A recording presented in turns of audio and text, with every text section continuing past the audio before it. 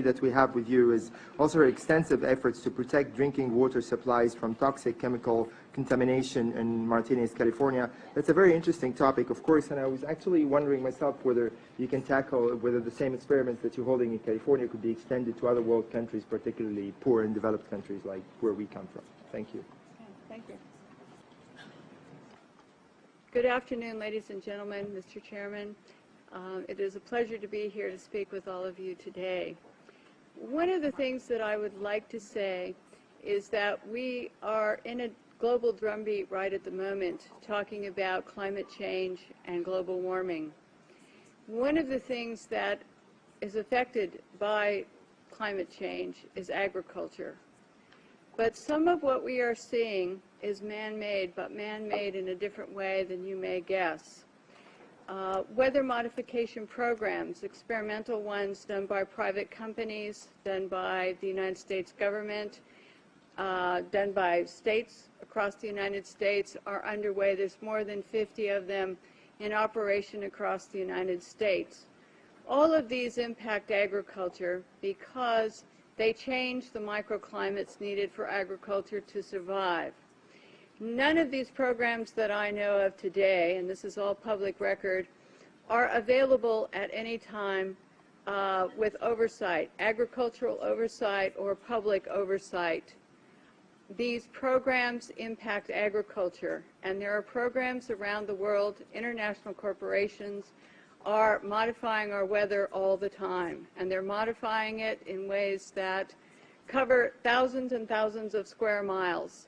Most of it is chemically altered, so that what happens is that we are putting chemicals, ground-based chemicals that are shot into the air, or chemicals coming from airplanes that change and modify our weather. So one of the things that I'm concerned about and that we need to address in the future is how these programs are impacting microclimates needed for our crops to survive and needed for pollination. If we change the growing season, the pollinators may not survive, and also our crops, our flowers, and our tree crops may not get the pollination needed.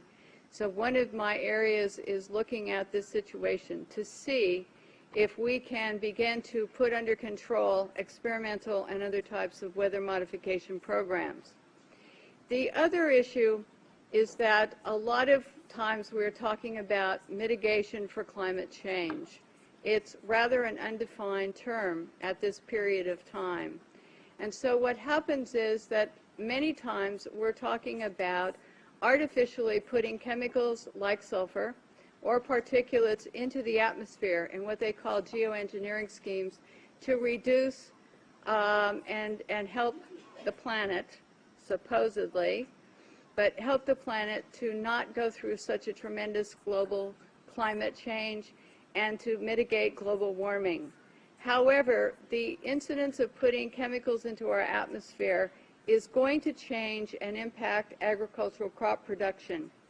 And if you take and you put up into our skies chemicals to reduce the amount of sunlight reaching the earth, you are going to begin to reduce crop production. Studies at the University of Illinois on corn crop production show reductions.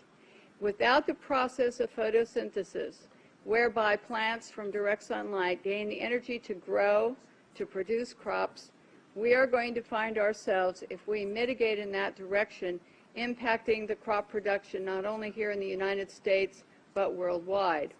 One of the things that is impacting crop production right now in the United States and reducing photosynthesis and also impacting the ability of solar power panels to generate the type of power that they should is persistent jet contrails. NASA talks about persistent jet contrails as exacerbating global warming because they trap warmth in the atmosphere when they produce cirrus and man-made clouds. NASA also talks about that that these aircraft leaving persistent contrails are changing our climate. And when they change our climate to the degree that one jet can leave a persistent jet contrail which will spread across our skies from what this picture up here on my left on the screen looks like, which is a trail left by a jet. That trail can expand to 4,000 kilometers and last for 20 hours. This was unheard of in the early 60s and the 70s, and it wasn't until the late 1980s that there was a change and we started to have persistent jet contrails that persist. NASA studies show that part of our global warming problem could be attributed to these types of contrails and the jets that leave them.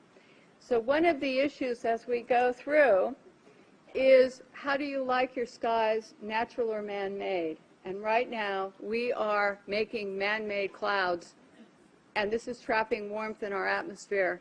The climate change that is produced by these jets, not all jets, mostly some non-commercial, but what happens to our skies is that we start to see the changes. The man-made clouds do trap the warmth, and they increase the humidity. This allows for pests to proliferate, diseases, molds, mildews, funguses, and viruses.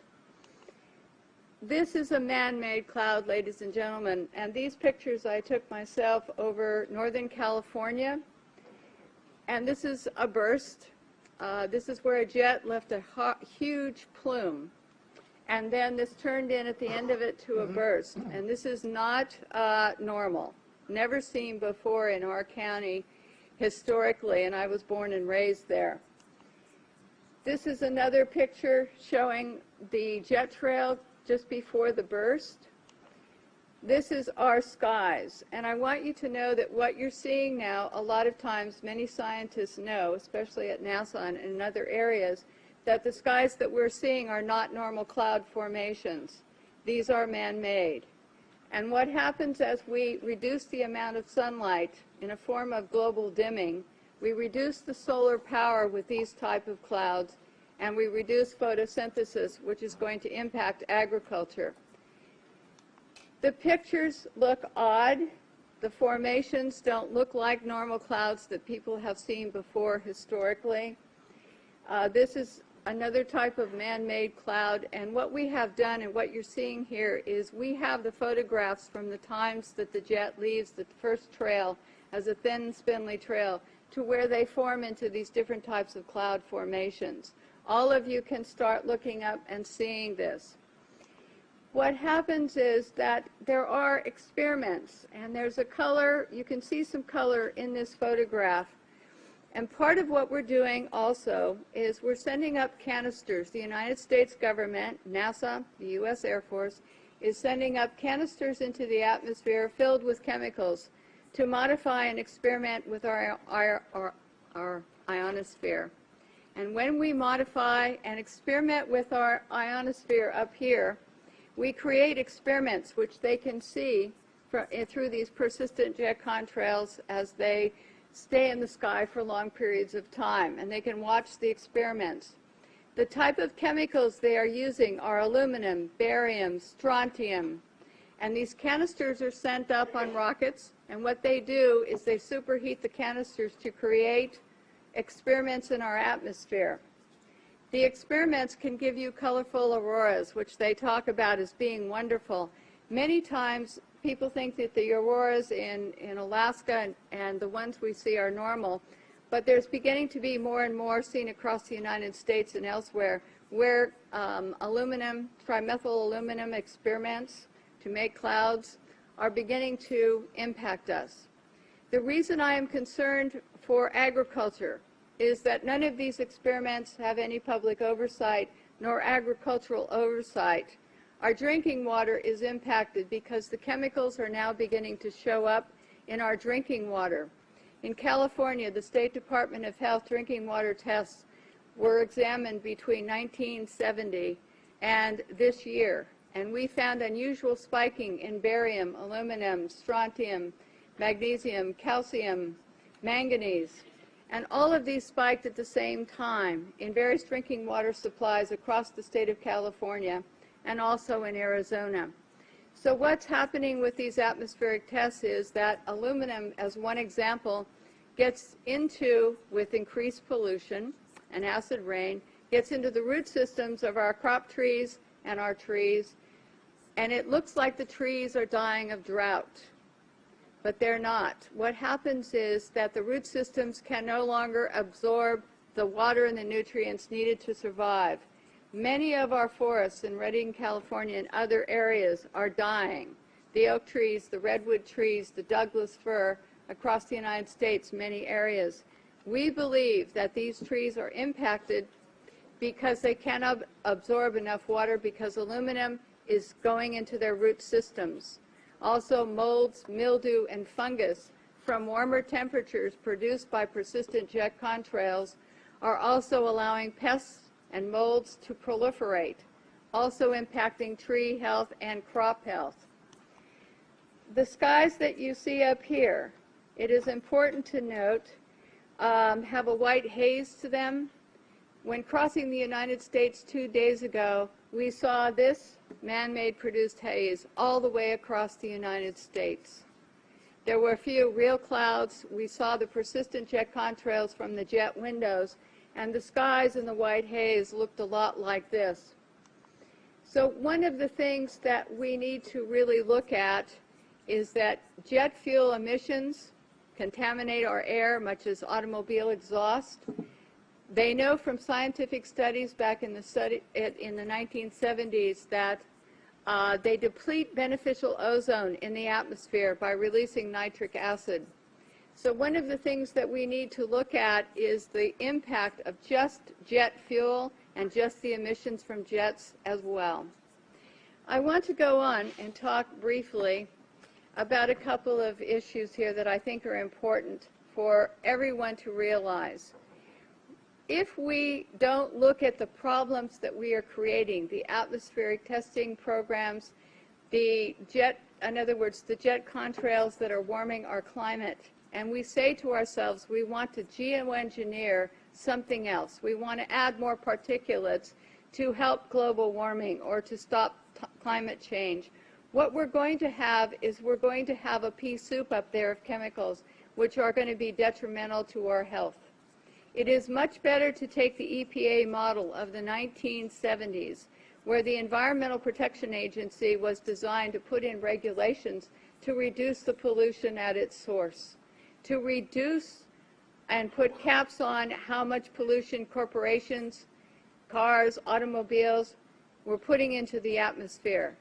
One of the things that we're talking about as mitigation is to go into geoengineering plans which add more chemicals to our atmosphere, which are going to get into our drinking water supplies, which are going to get into our soils, which are going to impact our trees.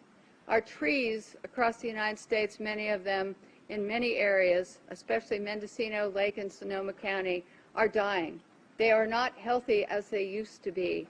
And this problem, having traveled across the United States into some other areas, seeing the pictures coming in from across the United States and other countries, we're finding that there's beginning to be an impact from all of these programs and all the chemicals in our skies. And so one of the things we need to think about and work for is reducing pollution. Alan Buckman from the California State Department in Fish and Game talked about microbes, and they're important to the environment.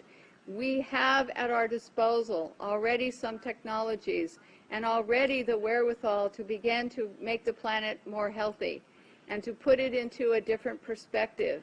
But if we go to the geoengineering schemes that are waiting in the wings, thousands of them, to put the particulates up and sulfur, then we are going to be in trouble with agriculture across the United States and around the world. It is time that we look at some different solutions that are already here, and it's time that we look at what's happening in our skies and say we don't need to add any more chemicals, we are doing enough.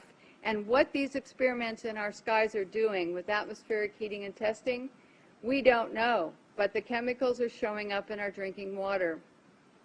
So in closing, I would like to say to all of you and to encourage you to know that just what I showed you today is beginning to impact crop production in the United States.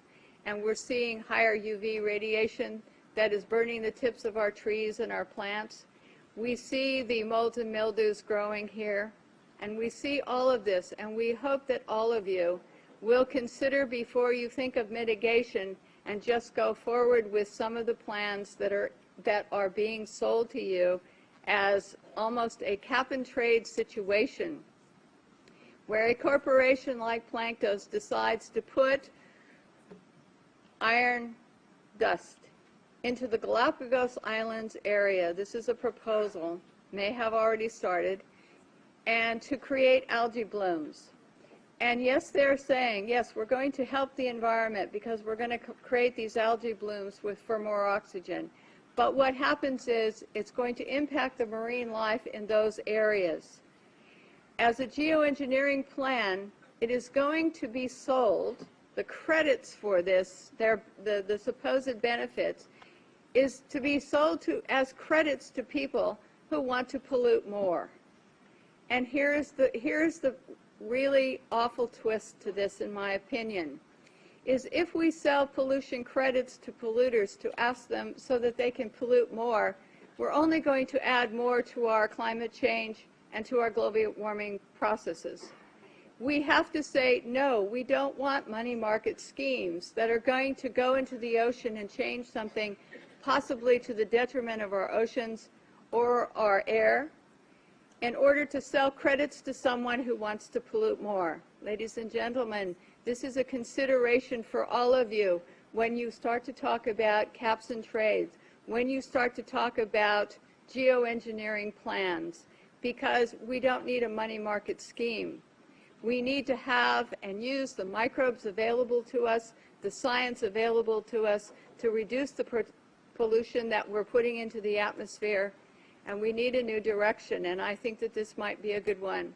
So I hope that all of you will consider what I have to say today, and I want to thank you once again for listening to what I had to say.